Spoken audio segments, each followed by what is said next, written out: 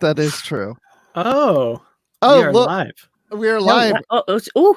10 seconds early. I wanted to fool you guys. That's all. I always like it when you sneak it in. That's what she said. So I'm sorry, my girls do that all the time now, so I have to hear it every day. Oh man. Okay. And my girls means my daughters, in case anybody's wondering. I'm not that popular anymore. So, hey, welcome to the Unready room. Hey, we're very unready today. I'm always unready. I wasn't here last week, so I don't know how this works anymore. It's okay. I don't know how this works anymore either, because my brain is just overloaded with the awesome, great news that came out today that I'm sure, we might discuss a little bit. Oh yeah, there's more masks available. I was yes. And Dayton Ward's got a new book coming out on June 6th.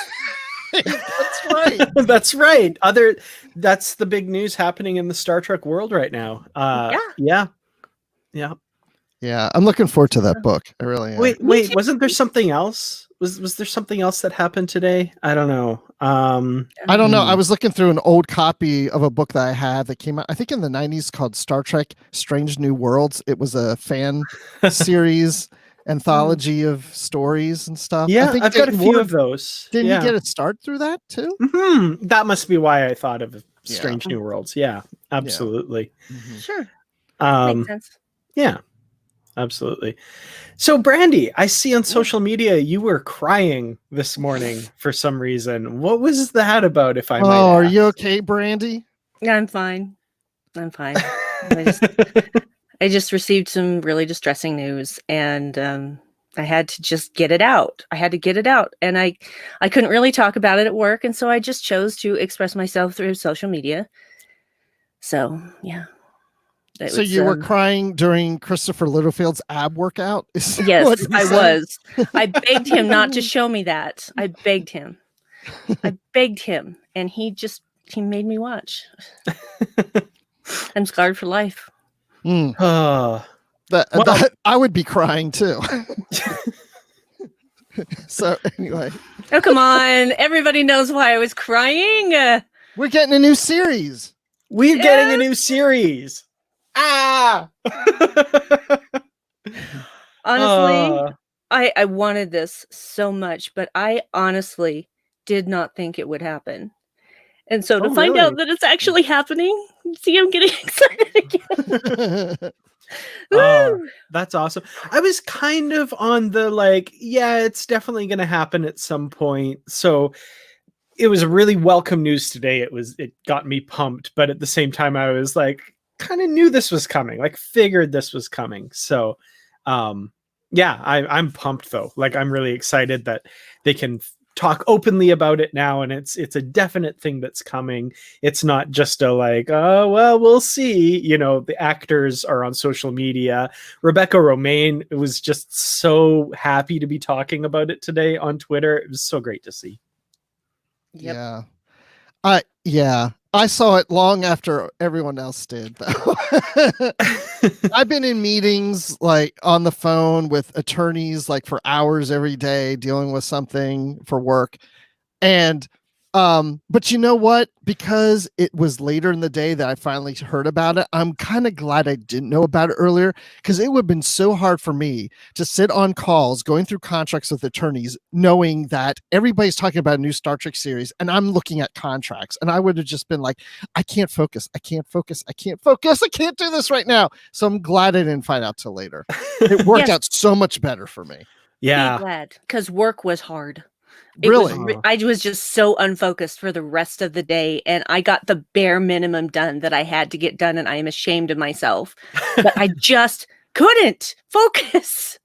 And I kept even saying to myself, focus, Brandi, focus. No. Yeah, focus, Brandi, focus. I saw the news pretty early this morning, and this is the timeline of events for me. Social media lately, Facebook especially, has just been driving me nuts. So I crafted this post on Facebook this morning. I said, I'm going to be leaving my personal Facebook behind. I'll still be posting videos over on Kurtratz Productions, by the way, but I'm going to stay off of Facebook. I'm not having a good experience. Just going to leave Facebook alone and not read anything on there anymore. Submit, go to the main page for one last look. Every post, new Star Trek series, Star Trek Strange New Worlds announced. And I'm just like, damn it. So I'm scrolling, reading everything I can, of course, because, so that lasted about half a second that I was off of Facebook. You're still going to have a much diminished presence on Facebook. Oh, okay. But, okay.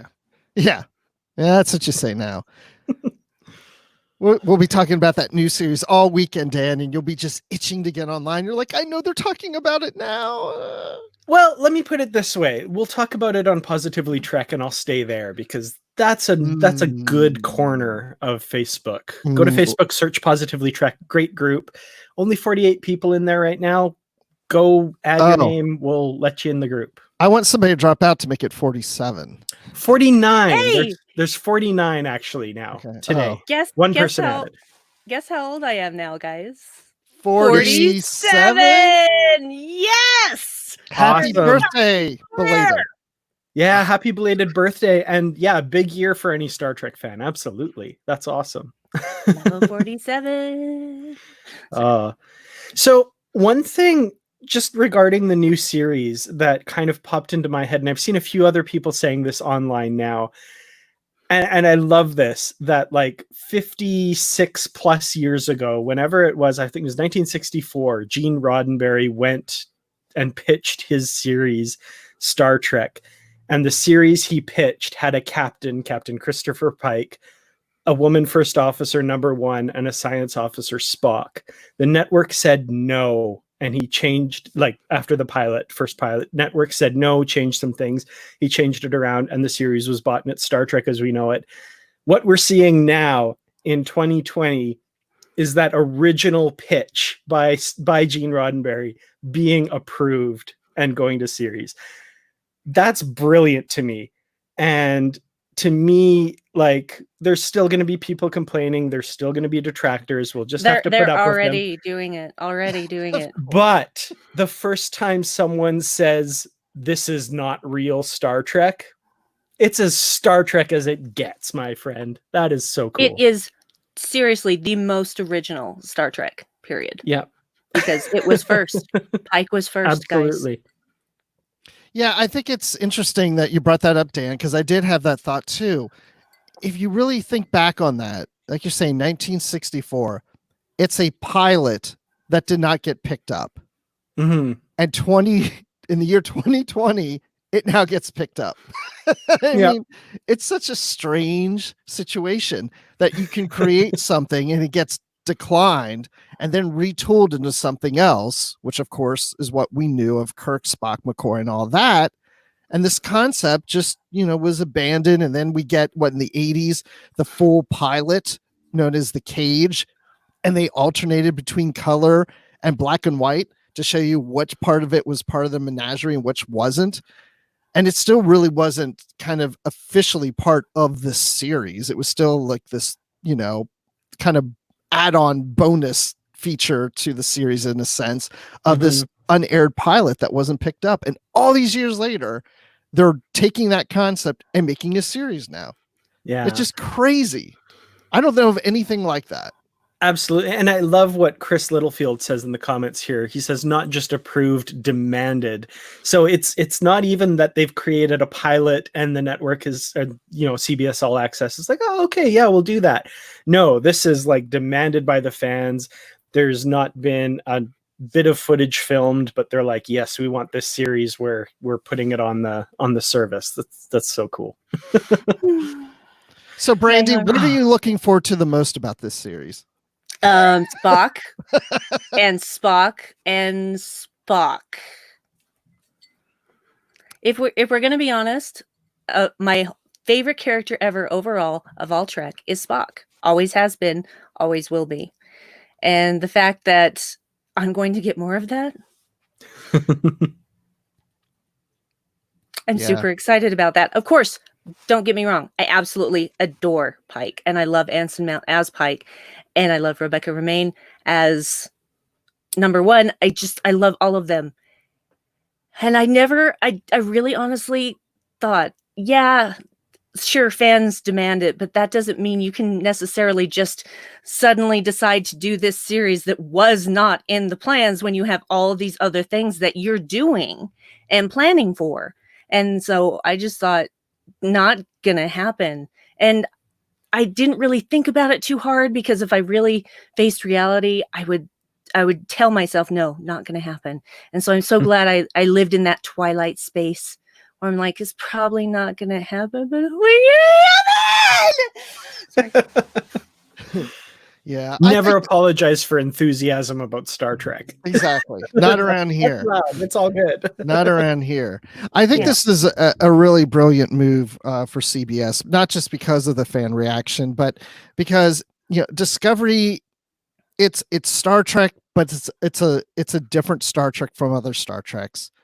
It stands on its own. Picard, it's got a different tone. It's got a different feel, the way it plays out. And they've said that as they develop new Star Trek series for CBS All Access or whatever platform you watch it on, that there's going to be different flavors.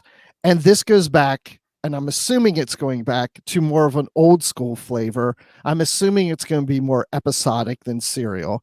And I also think that in the back of their minds, they're thinking, if this proves successful and continues on for a few years, they could introduce another actor in as a young Kirk, and that show could continue on, and we could have another Kirk, Spock, McCoy series that follows this one years later, because those are our iconic characters, and that's what people relate to and know the most of in our culture, that in the next generation, and they're going to want to build on that at some point. And this would be a great opportunity to do that years from now. So I'm excited to see how this plays out. And I like the fact that we got some more news that Lower Decks sounds like it's definitely going to come this year. We still don't have a date, but it's on target to happen this year. So it's not the only new series. What happened there, Dan? I have no idea. I guess you are on the lower deck. Things don't always work as well there. Apparently, yeah. The signal is way bad in the bowels of the ship, you guys.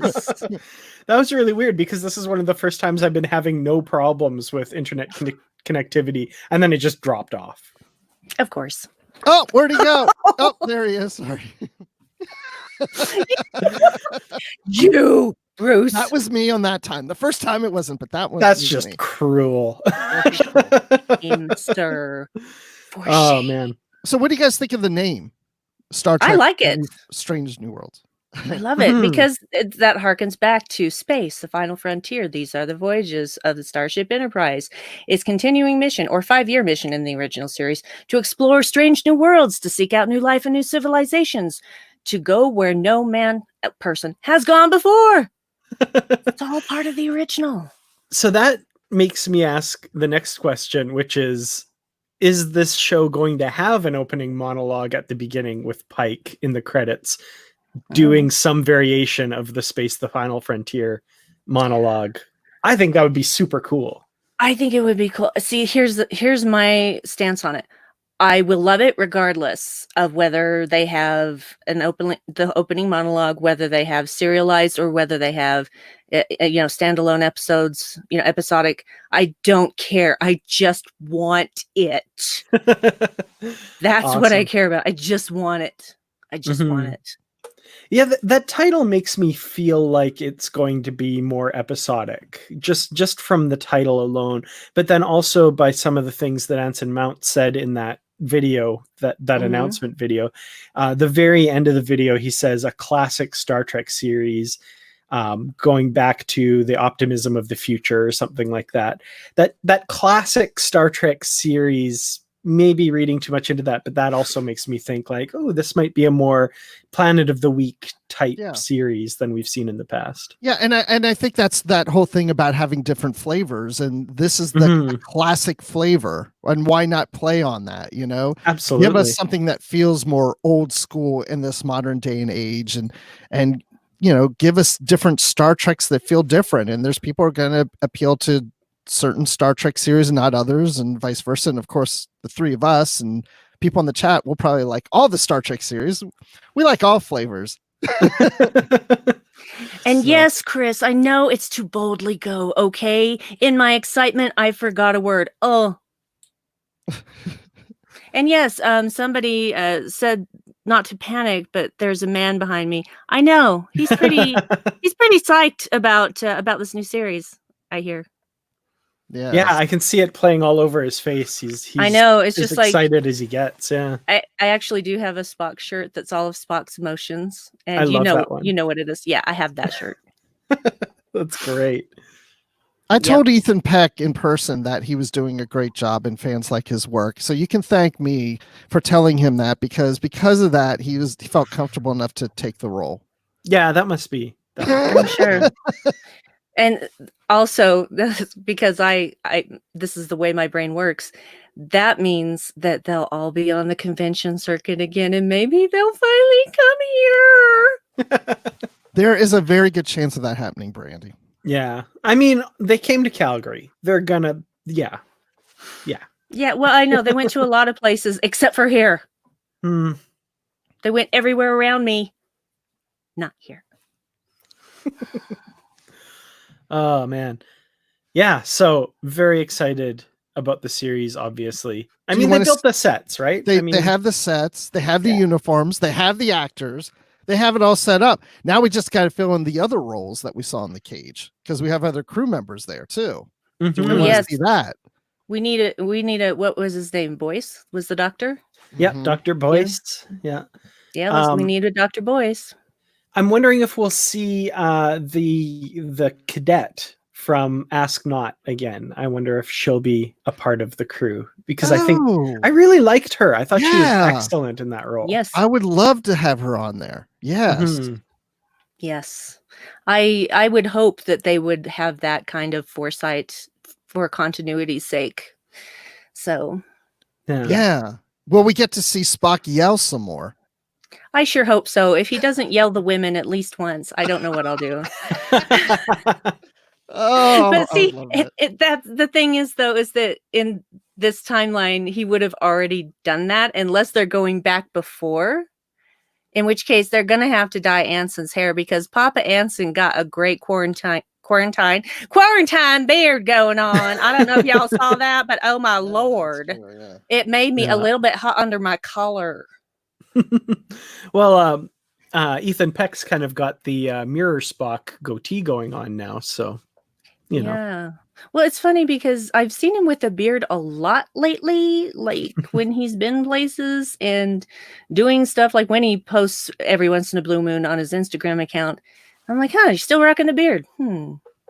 Interesting, because he doesn't like the beard. So I'm just like, you're doing that for a role then, so I don't want the series to get too nostalgic, though. I don't want it to be where it's like every episode is calling on something we've seen in an episode of something else. And, there's a line for sure. Absolutely. the member berries phenomenon, as they call them, as I think South Park popularized that one. I've been told about this. You don't want them to be like every classic thing in a frame. They're like, ooh, look at that. It's all classic, I don't think that they would do that, but I do enjoy, and I use enjoy ironically or sarcastically, the people who are already saying, well, you better not do this, and you better not do this, and you better do this, or else it's gonna be crap. And I'm just like, go away forever, please. We don't want you here. Just The other thing I'm seeing is people kind of slagging on Discovery using this new show. They're like, oh, finally, real Star Trek. But I'm just like, oh, no. Just go away. It's all real Star Trek. Yeah, they say, oh, good, finally, real Star Trek. And then they'll watch it and they still won't like it. Exactly. Yeah, they'll still hate watch it. Yes. That's fine. Yeah. Well, yeah, I guess that's really all we can say. We don't know when. There's no date. I mean, we just know it's coming at some point. Yep. year. Yep. Someday. Mm-hmm. Absolutely. Don't know how many episodes per season yet either. I would guess between 10 and 14. Yeah, that would be my assumption as well. 14 seems to be kind of the upper limit usually. So yeah, hopefully more towards that than 10. Agree. Mm-hmm. Yeah. Oh, well. Should we talk about another series now? Yeah. I suppose we could do that. The captain's been waiting patiently back here. Yes. So Deep Space Nine. So that was the vote. I can't remember what the choices were because I wasn't on. I don't remember top of my head. Do you, Dan? It was between One Little Ship, Star Trek IV, The Voyage Home, and Our Man Bashir. And that is it. Yeah, we only have 3. Bashir. Oh, really? Mm-hmm. Oh, usually there's 4. Yeah, there was no 4 this time. Oh, wait. Okay. I know what we're talking about. I'm just making Suzanne Williamson mad in the comments now. You did it. He's just trying to trigger you, Suzanne. Don't let him bait you. Yeah. Well, and I have to say that the person who suggested Our Man Bashir was my husband. Oh, well, bravo, get him on here. Bravo. Yes, he was very excited that it won. And the funny thing is, I didn't know that it was his, because when I was just looking at the people who were posting, I wasn't looking at the names. And so it wasn't until today, because I sent him a text from work yesterday saying, hey, can we watch Our Man Bashir during dinner? Because I obviously need to watch that. And if you don't want to watch it with me, he's like, no, that was my pick. And I'm like, oh, okay. So you're totally up for it. Where is Dave right now? Is he watching? He's here. Oh, there he is. Yeah, he's in the comments. Oh, there he is. Yeah. Yeah. No. Yeah. Awesome. Yes. Mm-hmm. Yeah. So I just want to say thanks for suggesting that episode, because this was a really fun rewatch to me, even though it hadn't been too long since I saw it. I saw it, I think, last year or the year before sometime. This was so much fun. I love those characters so much, and getting back to them, even though they're not the characters for most of the episode. It was so much fun to watch this one. It brought back a lot of great memories for sure. I like this better than Captain Proton. Yes. Oh, yes. Yeah, I have to agree with that.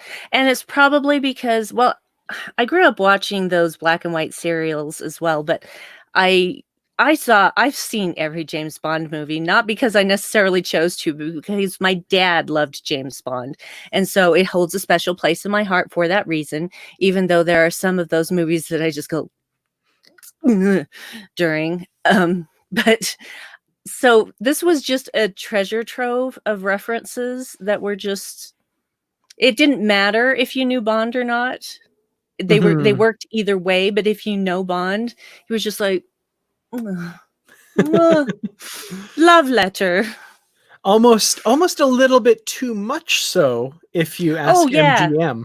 MGM got super pissed. Oh, I didn't know about that. Really? Yeah. Oh, yeah. They got super pissed. And that's why there were no more episodes like that, because they were going to do more. But MGM is just like, no, it's too close to our thing. Yeah, which makes that, like, we're jumping right to the very end of the episode now. Bashir's line as they're leaving the holosuite, when he says, I think it's safe to say that Julian Bashir, secret agent, will return. No. And he does in a reference only. Very briefly, yeah. Just in a reference. Yeah, but we never got anything like this again. One thing that I didn't really recognize until after watching this again, because later on, Julian talks about his friend Felix, who created the program, which I think is a direct reference to Felix Leiter, who is the CIA guy that Bond would work with a lot. That makes sense. That makes sense. Yeah. I think that might be that reference. Yeah, I wouldn't have picked up on that. That's interesting. That's a good one. I watched a lot of Bond, you guys. Mm-hmm. A lot. So one thing you're talking about Bond. One thing I noticed in this is the music. I'm assuming it's probably available that you download or whatever. I haven't looked, but they take the Deep Space Nine theme and play it like it's the James Bond theme. I loved that. That was brilliant. So much. It works so well. It really does. Perfect. Absolutely perfect. Yeah, that whole bit where they're running from the laser that's gonna fill that cavern with lava, like the action moment kind of thing. That whole thing was the DS9 theme reorchestrated into the Bond sounding. It was so good, so great. Yes, loved it. I mean, just every bit of this episode just is enjoyable. Even the stuff where they're trying so hard not to let the crew members die, and then there's me sitting there going, how did you take that many high-ranking officers on a trip? Oh, on a runabout as well. Yeah. Usually if it's that many, they're taking the Defiant at this point. But why would you take a runabout? Yeah, script convenience there. Definitely. I know when I was watching that, I was like, wait, they're on a runabout? Why aren't they on the Defiant? Like, if all the senior members are on the ship crammed in together like that. I thought that was weird. Yeah, the camera pans around the cockpit, and it's just like, every seat is filled, and there's people standing, like, just so they can get all of those characters in there. It's like, Dax doesn't have a seat? What's going on here? Oh, I thought that was amazing. This episode would have been cool if Vic Fontaine was in it too. I don't think his character, we hadn't been introduced to him at this point in the series. Is that right? No, he's still 2 years away. Yeah. The interesting thing, a little tie-in to this episode in the episode that introduces Vic Fontaine. It was always one of my favorite lines when, because the first time we see Vic Fontaine is when Kira and Odo get together. Spoilers if you're not there, but it's been out forever, so you're fine. Yeah, 25 years. In that episode, Vic creates a hologram that looks like Kira, and Odo says, "Oh, how did you get a hologram that looks like Kira?" And he said, "Oh, I found it in one of Bashir's other programs. It was a lot of work to get that Russian accent out of her, though." I was like, "Oh, that's brilliant." You mean the Russian accent with German V's and then a bit of French thrown in? Yeah. The thing is that from what I've read, she was told to do a bad Russian accent, and she delivered. You can tell. Absolutely. I'm glad you said that, Brandi, because I wondered that. I think she's better than that. Oh, I think I know is she supposed is. to be campy. Yeah. Oh, yeah. Yeah. Yeah. Very it's absolutely supposed to be bad. So, but I confirmed it by checking into it. So, yeah, you have your sources that you called. Actually, straight out of Nana Visitor's mouth, in an interview about the episode. So, yeah, I remember reading that at some point over the years as well. Probably the DS9 companion talks about it as well, which I still can't find. I need to find that. It's my favorite book. Oh wow, yeah. Making plot for Moose and Squirrel. Aaron Harvey. Yes. Boris, it's your turn to roll. I love doing Natasha. I don't remember. It was years and years ago. Dave and I happened to be watching Rocky and Bullwinkle, and it was a Boris and Natasha thing. And they were rowing across the lake, and he was making Natasha row, and she would just stop and say, "Boris, it's your turn to roll." so I just sometimes do that for no reason because it's fun. Nice. Yeah, I want to talk a little bit about Michael Dorn as Duchamp, who I think he has a very small role in this episode, and I have to say I'm really glad he didn't try to do like a French accent in that deep wharf timbre. Like, I wonder if there's test footage somewhere where they tried it out and they're like, no. That would have been funny. That would have been funny. He just he had a real fascination with cigars because he would just sit there and stare at it. Yes. So yeah, what'd you think of that character that he played? He didn't get a whole lot, like you said. Yeah, he didn't have a lot to do. He was kind of small. I did like just the I guess the ponderousness of the character and like kind of it's exemplified in those moments where he's like just looking at things and pausing for effect and choosing his words very carefully and stuff. It was interesting because it's very unlike Worf, who's a man of action. So I think that's obviously why they did that way. So I would have liked to have seen more. I kind of wanted him to be a little bit more of a presence.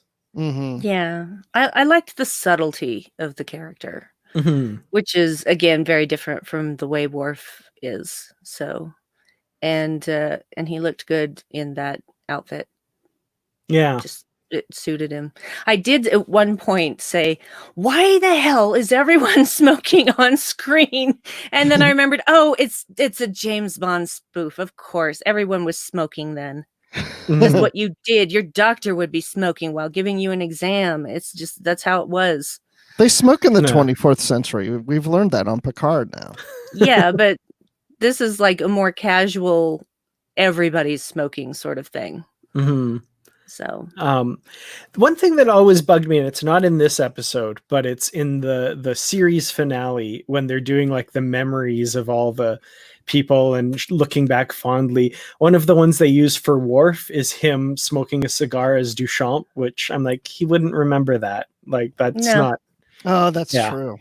That was just always a little like, no. That was one of the times I really laughed at this episode. Well, there's a few times, but just seeing Michael Dorn playing that character and still being Worf, there's just times he gives that look like he's just annoyed or whatever. He's just always, I don't know. It's just funny to me.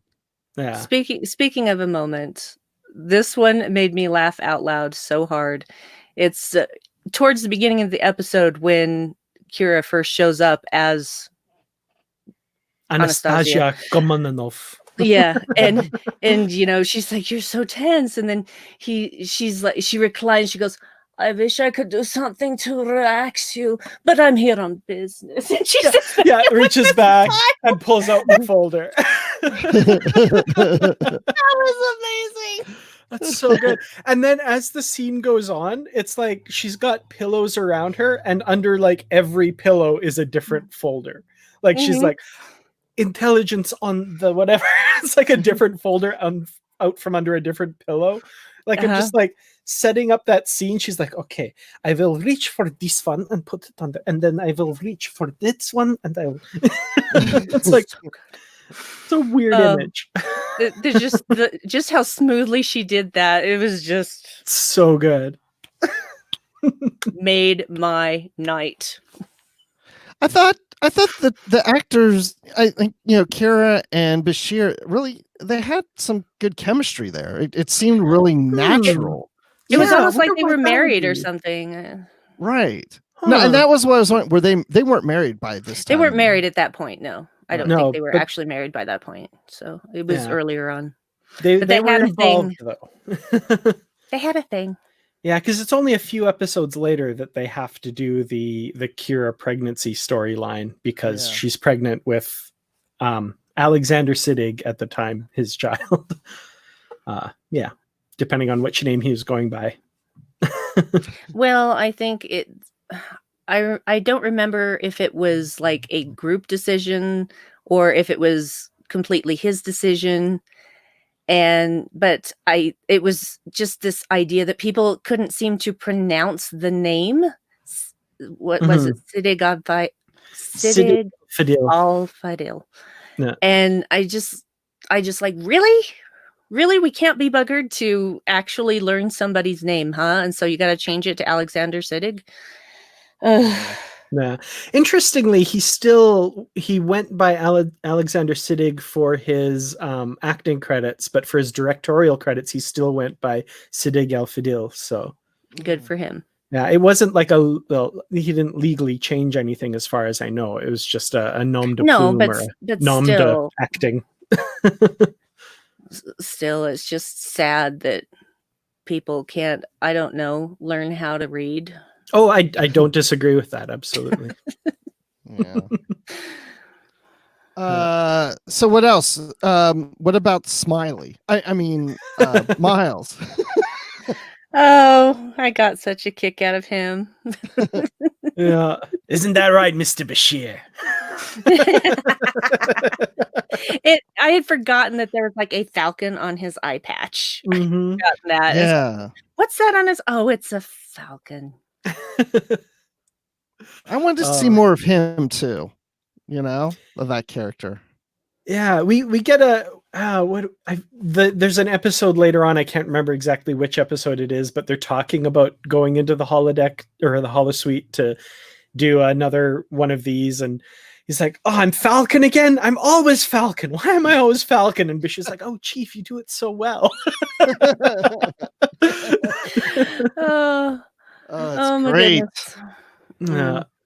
He was really good. I liked just jumping way back to the very beginning of the episode, the kind of cold open to the episode where we see the program before it gets all the characters in, and Bashir with his champagne bottle. Not a kick for a 64 Dom or whatever he says. Oh my goodness. And then, so I would love to talk about Garrick. Yes, please. Well, wait, before you do that, you just said something about 64. Isn't that the year this the holodeck program is supposed to take place? Didn't he say it was 64 or something, or 69? Or I pulled that number completely out of my butt. Oh, okay. I'm going to be honest. Because I didn't know. Don't What's that, Brandi? quote me. Would you let me say? I think it was 54 is what he said. The 54 Dom Perignon. And that makes more sense. Yeah. But I thought he said something too about the holodeck program taking place in the 60s. And I couldn't remember if he gave an exact year. And the reason I'm asking, because when Dan said 64, I thought, did they mention 64? Because of course that's when the pilot of the cage and stuff. I didn't know if that was a little wink, thing. But I don't think they ever mentioned the year. I don't think they did either. He just said the 60s, as far as I remember. Yeah. If I'm wrong, I'm sure someone will correct me. I feel like he did mention a year. I can't remember what it was though, because when he's talking about the apartment, he says, the year whatever. I'm from the nation state of Great Britain. Blah blah blah. I think it's in that scene, but I don't remember what the number was, if it is there. So. Well, Pastor Andy says they said 64. Okay, then that's where it must have been in my subconscious there. And Marge, if it was 67, I would have remembered that because that's the year I was born. That would have made me go, what? 67? Yes, I'm old. Nice. Okay. You're not old. You're in the prime of life. I could have been a baby in that holodeck program. Yes, or holosuite program. Excuse me. What were we talking about? Oh, Garrick. Please, I'm sorry. Yes, Garrick. Okay. So, knowing what we know about how Andrew Robinson has said he played the character, does he not, throughout this episode, just ooze not jealousy, but annoyance at Bashir's dalliances with the various women in this holosuite? And it is so apparent and so front and center. I love it. Did you guys pick up? Okay. Yeah. It's not just he was jealous. Yeah, he was just so this is not what it's like. He was very much of this thing was, I know what this is really like, and this is so dumb. That was basically his attitude through most of the episode. But it's been a while since I've seen this episode, and I did remember that Garrick was in it, but I didn't remember every single particular, and so I just enjoyed every second that I got of Garrick. Because I love Garrick. He's my favorite Deep Space Nine character. Yeah. I liked seeing Garrick being a little annoyed and kind of a little bit out of his element and not being able to take the lead in this because he is a spy and he knows what he's doing, but he has to go along with Bashir because this is his thing. And I do like it where he was really getting to a point he was annoyed. He wanted to get out of that holosuite program. And he's like, I am leaving. And Bashir's like, oh, no, you're not. And goes to shoot him and just grazes his neck. And Garrick's like, wow, that was, well, I'm paraphrasing, but that was, good shot there. Close, yeah, awfully close. And he's like, you could have killed me. And Bashir's like, how do you know I wasn't trying to? Maybe I was, you know? And it's like, Garrick's like, I have a lot of respect for you now, doctor. Yeah, he's like, lead on. Like, I'm here. You've got this, apparently. I love that. Chris Littlefield hit the nail on the head with what I was talking about, though. So, Garrick played the character as though he was attracted to Bashir. And I thought that's what he always did. Right? That's literally what I just said. Okay. I wasn't sure if you were talking about just this episode. I apologize. Okay. So what I was saying was Garrick played the character as though he was like sexually attracted to Bashir. And if I hadn't known that, like as a fact, watching this episode, I'd have been like, is he? Because it is on full display here. Absolutely. And I'm not imagining that.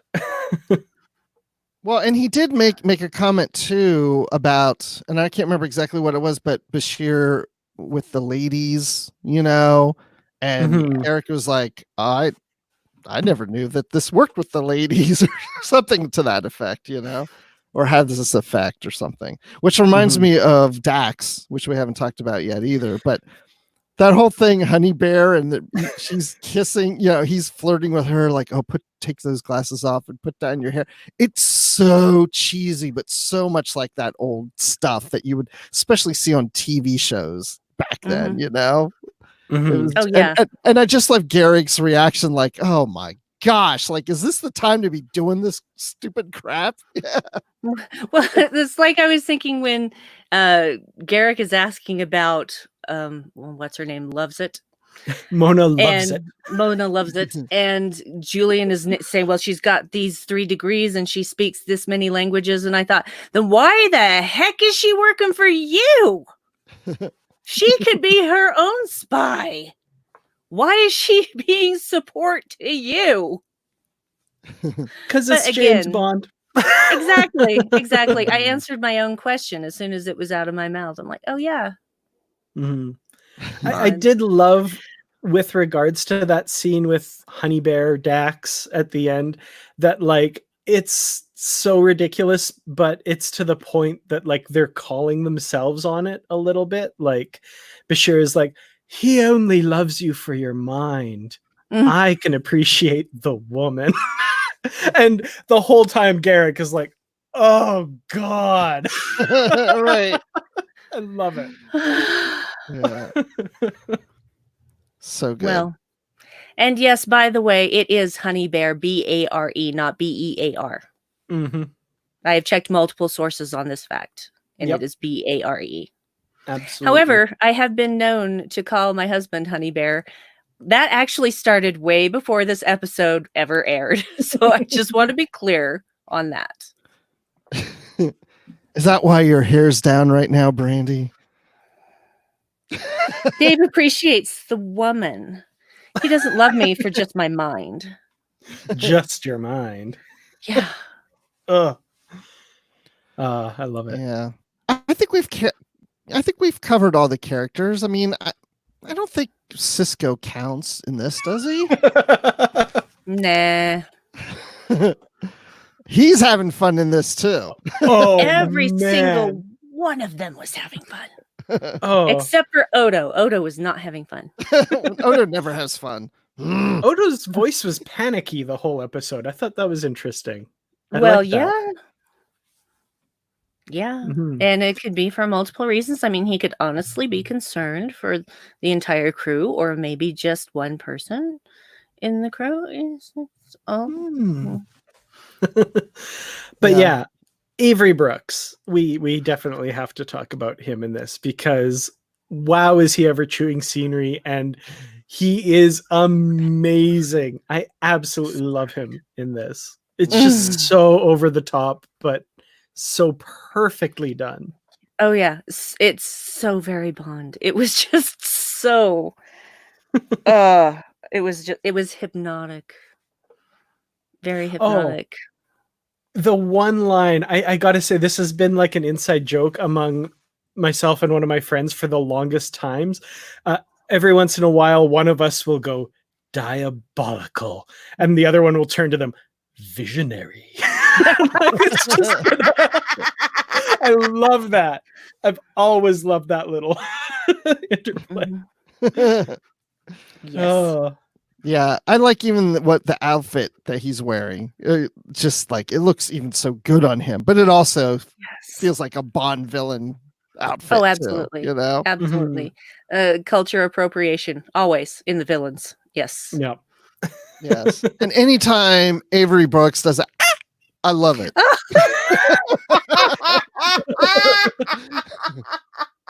Marvelous. Yeah, Marvelous. So good. I love, so getting towards the end, I love that, like, we talked a little bit about how Garrick, says, no, we've got to save ourselves. We've got to leave the holosuite. We can't save everyone. This is a fool's errand. But he doesn't understand he's in a James Bond adventure, and there will be a way for the hero to overcome these ridiculous odds and complete the mission. Yeah. So I like that little, like, this isn't real life, Garrick. Like, this is a fantasy. And even so much so that at the very end, Bashir is like trying to lose. And the holosuite program is almost going like, you know what you're supposed to do here, right? That's not the ending. And like, even the villain's like, you're going to let me hit this button. Do you understand what this really all means? And he just keeps stopping and monologuing. And you got to like, it's like a video game that's just like, you're not fulfilling the win conditions. Like, what are you doing? And it's like, why are you not? I set it all out for you. What are you doing? Yeah. I love that aspect of it too. I just love it. I like the fact that, and I would love to see more episodes like this with Garrick in them, because Garrick is so calculating and he can play things and figure things out in real life very well. But put him in a fantasy situation where things don't play out normally, and that can just mess up his mind because he can't maneuver because things don't make sense to him. And I could just see him struggling. Just put him in that program by himself, and I don't think he could get through it. I think he would get frustrated and just get, I can't do this anymore, and just leave. Well, and this has been pointed out in the chat too. The safety protocols were off. Yes. So absolutely. And that makes me think of this. I appreciate that this was not something went wrong with the holodeck episode. Yeah. They did it without making it a holodeck issue or a holosuite issue. And that is brilliant, because that was really worn thin on Next Generation, to the point where you're just like, why does anyone go to the holodeck? Why don't you take that offline? It malfunctions way too often. Yeah. And it wore thin as early as the first season of The Next Generation. The episode, The Big Goodbye, which is like a beautifully done episode, but there's like a line where they're saying like the holodeck could like shut down and kill everyone inside. And I'm like, what? Like, why would you voluntarily go into a room that could snap you out of existence somehow, which they don't even explain there. At least in this one, the patterns are part of the program. Yeah. So if they get deleted, that's the pattern of the real person getting deleted. They're not saying that like shutting down the holosuite's gonna like kill Bashir or something, which is ridiculous. But anyway, that's a whole nother argument. It just proves that Rom is a better engineer than LaForge was, because he could maintain that holodeck with a spatula. Yeah, and a strainer. There was a strainer in there too. Rom is the Star Trek MacGyver. That's what he is. I want a Rom series that's like MacGyver, where Rom just goes around getting out of adventures by taking this one item and this other, and making it work. Armed only with a roll of duct tape, Rom saves the day. I would watch that. I would too. I want Rom branded duct tape in the stores right now. Yes. I love it. Yeah, no. What would you call this series?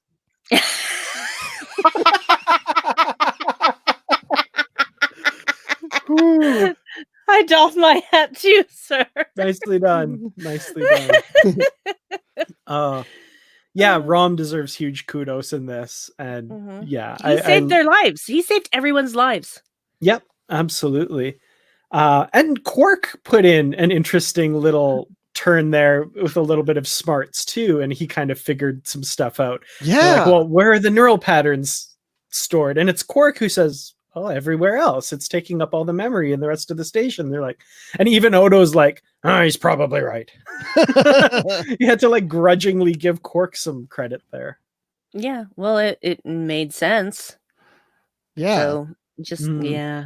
Because he has such a small role, they didn't really have anything for Quark to do in this, so it was nice to give him something where he like figures out, the problem. It almost seemed like an out of place line, like it was somebody else's line that they gave to Quark, but I was still glad they gave it to him because. Well, Quark is not a complete. No, but the line wasn't really in his voice. Like that's not. It sounded very much like it was written for someone else, and they're like, "Yeah, Quark's just kind of been standing in the background of all these scenes." Maybe it was for Eddington, and they decided to give the Eddington line to him or something. That's what it sounded like to me. Yeah, maybe. Yeah, or Jake. Where was Jake? Nowhere. He was not in this episode. I love how Jake gets top credit in Deep Space Nine, but he's like in half of the episodes. Anyway, that's for Jake. Good paycheck, I guess. Exactly. I think it's great. That's how I want it. I want to be in the series, but not be on all the time, but get the big paycheck. I want to be in the top credits. Because I just like, I'm too lazy to do that every week. What else? Gosh, I feel like we covered like all the characters. I think so. Well, I mentioned Eddington real briefly, but it was kind of cool to see him. I mean, we know where he ends up eventually, but I liked seeing his character because I haven't seen him in anything for a while because he's not in that many episodes. Well, it was an interesting bit of editing at the beginning, and Dave pointed this out when we were watching it last night, that basically, I think it was Odo that realized something was going wrong, and he's like, well, who would sabotage a runabout coming back from so-and-so or whatever his line was, and then it immediately cuts to Eddington. And so you just kind of think, yes, interesting. Of course, that's not who actually sabotaged it, but still, it's just very interesting that it's suddenly cut to him. I thought that too. Yes, that is pretty cool. I thought that was interesting. I didn't pick up on that. That's funny. I love Eddington, especially during this time when he's just an officer on the station or the Defiant or wherever. I've always really liked Eddington as a character, not obviously as like a good person in some cases, but I just, he was an interesting addition to Deep Space Nine. I'm assuming he's in command at this point. It looks like he's commanding the station while everyone else is gone. Makes sense. He's a lieutenant commander. And at this point, just the fact that he was kind of still an outsider. I remember reading that everyone was assuming like, oh, he's going to turn out to be a changeling infiltrator. That's what they're doing with Eddington. He's going to be a changeling infiltrator. And the writer's room, they were like, okay, so that is the one thing we cannot ever do with Eddington then, is he can never be a changeling. So, even when he was a good guy, there was still some suspicion about him there. Rightfully so, it turns out. Indeed. Indeed. I always found him suspicious. From the moment he first showed up, I'm just like, no. It was basically me the entire time. It was just for him. It was just no. And so I was totally unsurprised to find out he was mucky. It didn't surprise me. Yeah. He turns into, in his own mind, Jean Valjean anyway. But in his mind, sure. Hey, if someone wants to suggest that in the chat at some point, I wouldn't mind doing that episode. That was fun too. Anyway. Hey, I'm glad you said that about the chat, because I want to mix it up a little. Because we want, 4 suggestions for next week, but I don't want the first 4. Ooh, okay.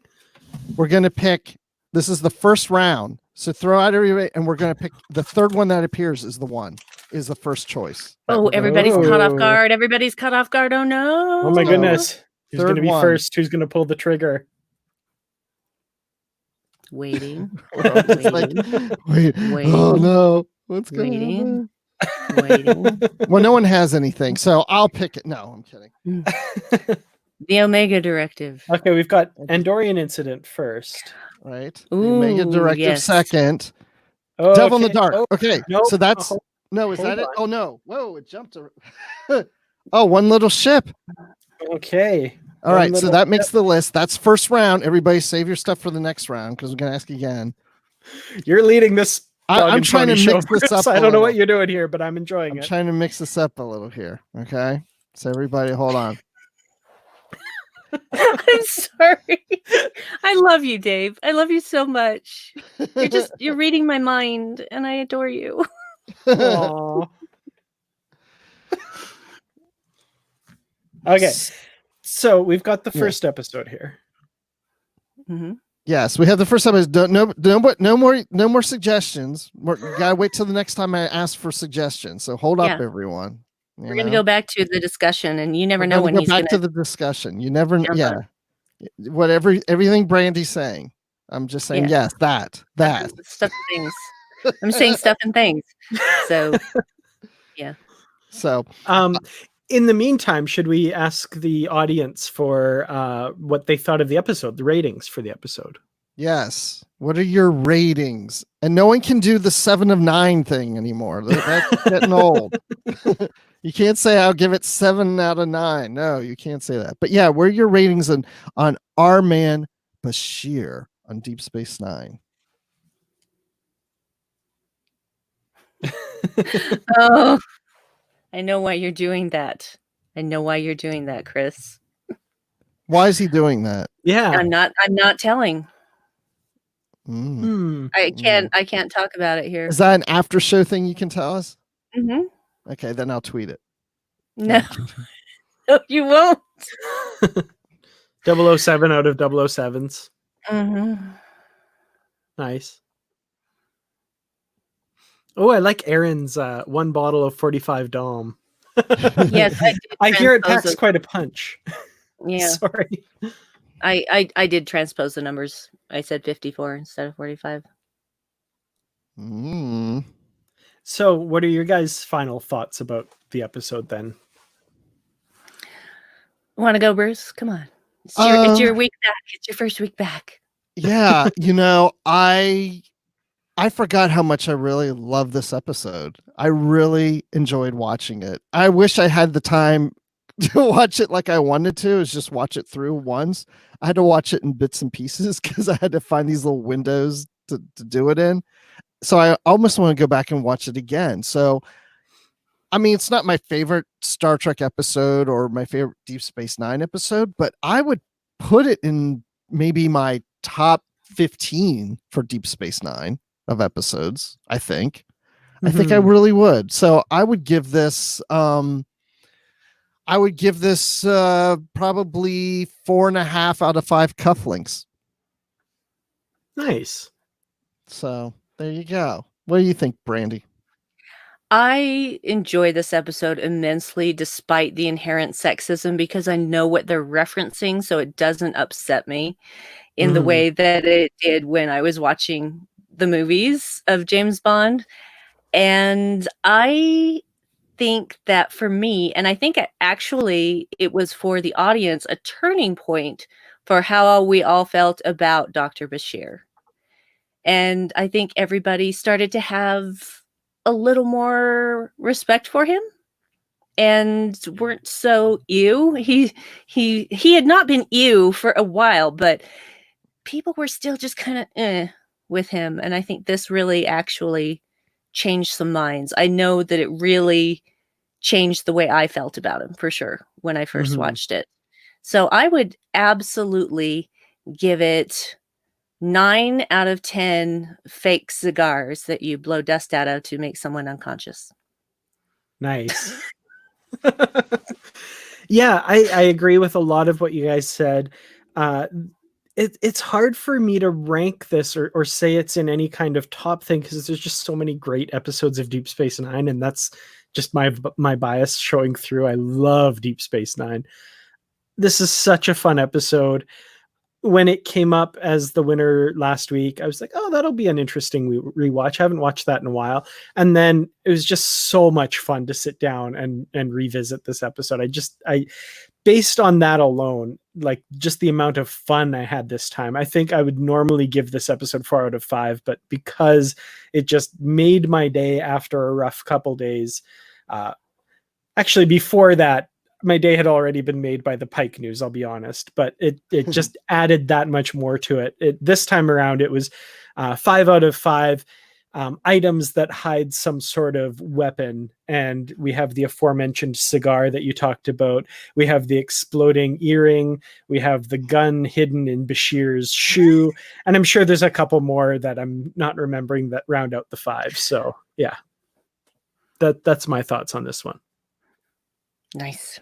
Cool. There's talk of Klingon tuning forks happening in the chat, and it's very distracting. Is this correct, Brandi? No. Okay. Okay, we'll find out later. I don't know what's going on. I don't know either. Okay, so now it's time again. No, I don't want the suggestions. Don't do that yet, because I'm playing this differently now. I'm doing different games and strategy each time here.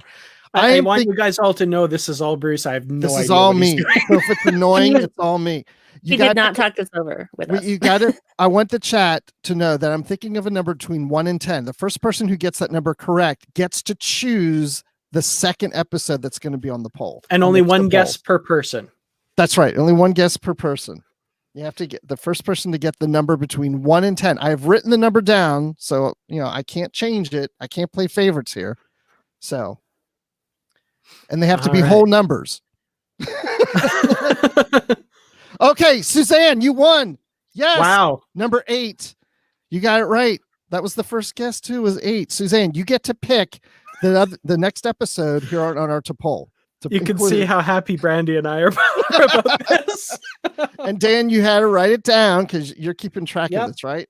Yeah, I will absolutely be totally fair in it. Yes way, Suzanne. Yes way.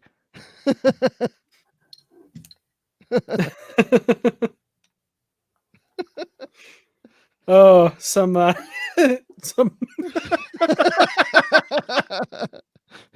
some dissent in the comments.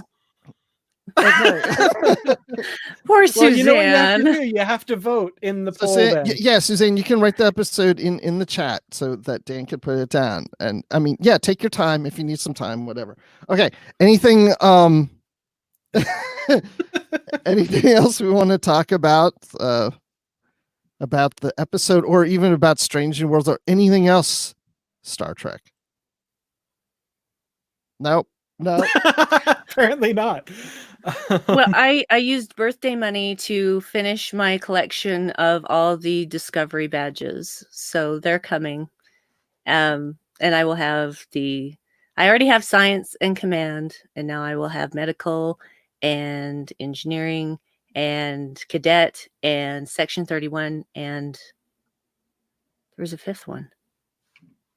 Anyway, I can't remember, but I'm very tired, so my memory is gone.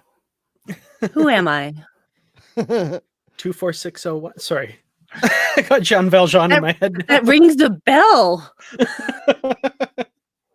Oh, look at that. What? Suzanne, you are amazing. There wow. You go. That makes the list now. My heart is so full. You might say I have a heart full of love. Dan gets it. It's the Lame as Rob song, guys. We have the best viewers. We do. Thank you. Yes. We do. Yes, thank you. But we're not done yet. Or do we just leave it at 2 choices for the poll? It's up to you guys. Dan. Well, the other thing I was thinking was you have a method of choosing which episodes you want to rewatch by leaving it up to random chance. Thanks to digital assistants. We can get maybe one more from the viewers and then choose a fourth based on that system. Just to kind of throw some random chance in there as well. That's true. Hey, Paul, just so you know, yes, I need a haircut. I looked it up last night on my credit card bills because I couldn't remember my last haircut. It was on November 2nd. So it's been a little over 6 months. And look, this lovely do is do. Oh, yeah. Oh, yeah. It's so thick and luxurious. Oh, yeah. Wow. Look at that. Okay, now you are so looking a bit like Chekhov in that terrible Davy Jones wig. That's what Dan and I said last night. We were recording. Oh, man. Sorry. Yep. All right. So how are we picking episode number 3? How are we picking episode number 3? I'm glad you asked that because I have no idea. So I'm going to come up with something here really quick. For episode number 3 on our poll, it will be the I don't know. I'm thinking of a letter. I was going to say color. I'm thinking of a letter, and whoever guesses that letter gets to choose the third one. Okay? I wrote the letter down on a piece of paper, just like we did numbers. There's more letter. I'm not giving you a range. This is, any letter in the alphabet. A letter between A and Z, including A and Z. A letter in the Roman alphabet, not. Yeah. And the Greek alphabet and the Klingon alphabet. And I love people are guessing Q. I do like that. Look. Christopher Hill. Yes. Okay. All right. You get to choose the third episode for our poll. And you can put it right there in the chat. So while he's doing that, I'm getting up my phone. And this is how I choose what I want to watch just randomly. Oh gosh, my battery's almost dead. Hold on. And yes, Chris Littlefield, thank you. A lot of people pointed out how I wrote the Voyager home in the T'Pol last week. I know. We all have those moments. I proofread it 3 times and still didn't see that. Persecuting the poor man who has the absolute generosity to let us come do this show on his network, and you guys give him crap for accidentally saying the Voyager home. I can take it. I consider it an honor to have you on my channel. I think it's great that you choose to come here. I think it needs to be a tradition that, Dan, you misspell something at least in one episode on one poll. Yeah, we'll say it's on purpose every time. Sure. Yeah. Make it a pattern. Have people scouring the poll to see where you put in the boo-boo. So Chris Hill has chosen The Jihad, an animated series episode. Oh, yay. Interesting. Oh, that's so cool. I love it. that. Yes. Okay. I can very nice nice for that too. All right. So the random thing. So this is what I do when I'm like, oh, I want to watch some Star Trek. I just don't know what I want to watch. So I do this random thing with my phone. And I typically don't include movies in this, but I could do it. But I think you should if you can. Yeah, you should. Okay. So I number each series. So in order of release. So the original series would be 1, Next Generation 2, Deep Space Nine 3, Voyager 4, Enterprise 5, 6 would be Discovery, 7 would be Picard. Well, okay, let me back up just because I don't look at Aaron Harvey. I include the animated series in my original series count, just so you know. Mm-hmm. Because it's original series stuff. Yeah. And I know original it's a separate series, but I kind of put the two together. So I count that as like the 4th season of it. So anyway, so that's 7 series. So I'm going to ask Siri. Oh, and then movies, I'll make that as number 8. Okay. So I'm going to ask Siri to pick a number between 1 and 8. Okay. Pick a number between 1 and 8. The answer is 1. Ooh. So original series. Yes. So then I pick a season. So it'll be the 3 seasons and the 4th being, I mean, I know there's 2 seasons animated, but I put it as 1. So The 3 seasons and animated series is 1. So Siri, pick a number between 1 and 4. The answer is 5. What? Oh. Bruce, So I've season detected 2 a of the flaw in your animated system. series. It added 1 and 4. Hold on. Pick a number between 1 and 4. The answer is 3. 3. So we're going with season 3 of TOS. Oh, the best season. So this could be fun. So how many episodes were in season 3? All right, let's pull up the list here. Yeah, I'm gonna okay, guess my and rules say- suck, whatever. This is how I randomly just pick episodes I want to watch. Usually I just say 25 because most seasons have like 25 or whatever, but Okay, so there are 24 episodes 24. in season 3 Okay. of the original series. Siri, pick a number between 1 and 24. The answer is 4. 4. Damn, what's the 4th episode? Oh my god. Season 3. And the children shall lead. Yes! Wow. Yes! And the thing is, when I do that, I actually watch. I don't go, no, I'm not going to do it. No, I do it. So, Oh, the absolute worst episode of any Star Trek ever, in my opinion, by the way. I don't think everybody else feels that way. Do they? Well, it's still only 1 of 4 options, so you guys Yeah. get Right. to vote. Right. And even you who watch this and listen, you get to vote, but people who never see the show vote too. So, who knows what they'll go with. You have 24 hours from when I put the poll up. I put it on for 1 day, so it is very bad. So someone pointed out to me, and this is absolutely true. I was talking a couple weeks back about how there's only between 30 and 40 people that are here when we do this live show, but usually there's over 100 people that vote in the poll.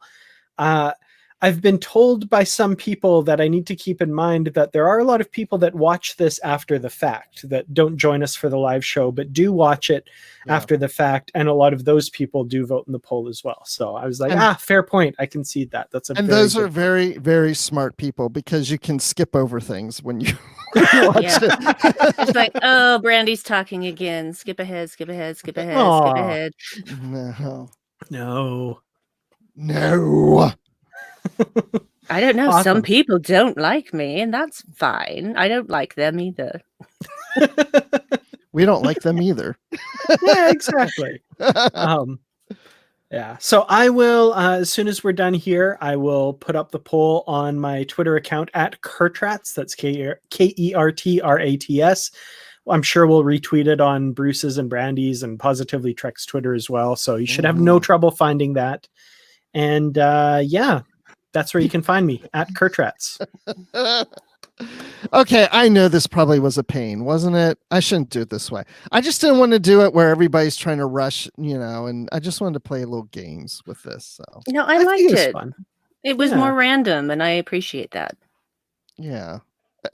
But the last one, Oh man, just like that couldn't have come out worse. Now, that's how I randomly choose episodes to watch, but it was Dan's idea for me to do it for this one. So you can't just blame me on this.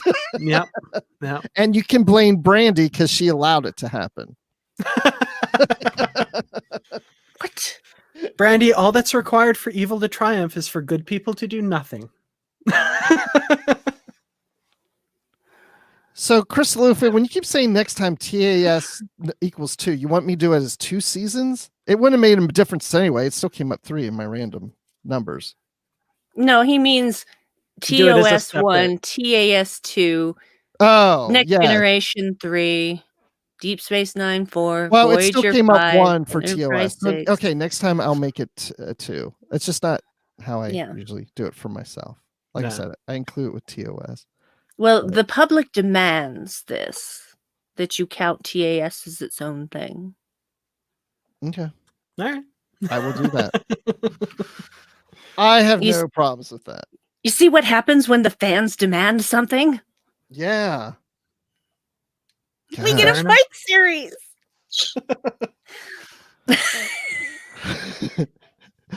I'm ready to end the show now, just saying. Unless anybody has anything else, we can wrap this up. Yeah, I think we're good. I said where people can find me on the interwebs. Oh, that's right. Brandi, where can people find you? Places.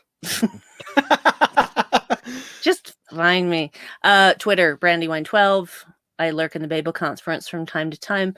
I do The Edge, which is the Star Trek Discovery main show on Trek FM with my friends Liam and Nick.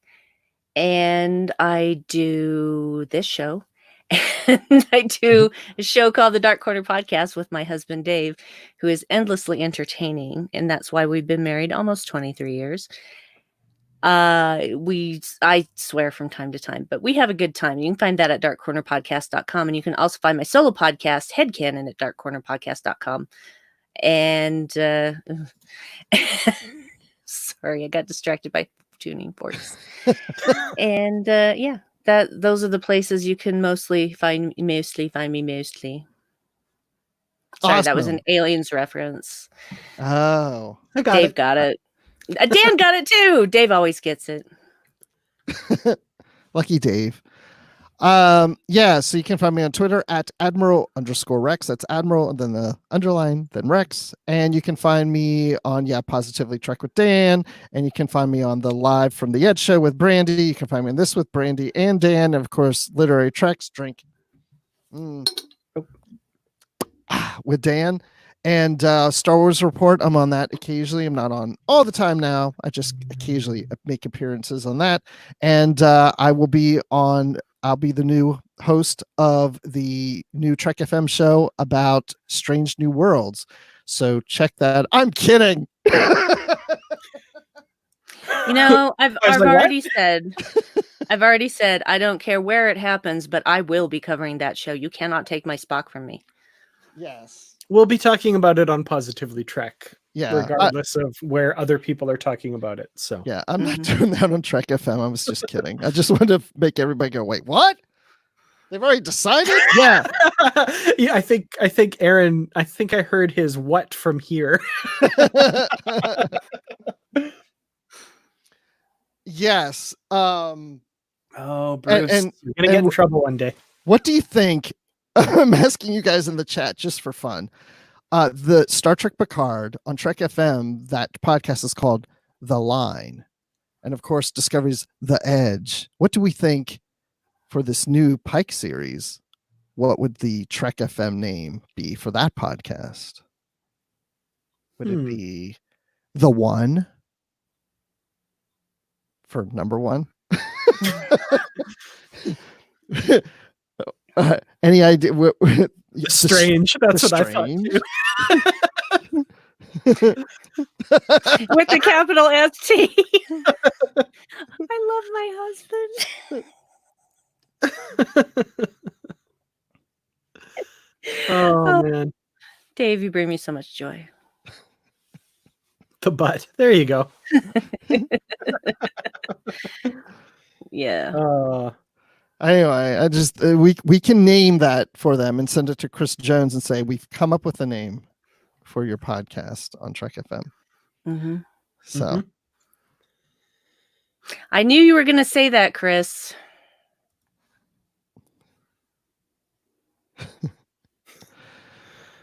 Oh, well. All right. Well, thanks everyone for joining us. We'll be here, I don't know, next week with whatever episode you choose in the poll, and make sure to look for that on Twitter, and we'll go from there. So live long and prosper, live long and prosper, and live long and read on. I'm going to take that as a Literary Treks reference. It is. Drink up. Oh, I'm out. I'm out. Oh, wow.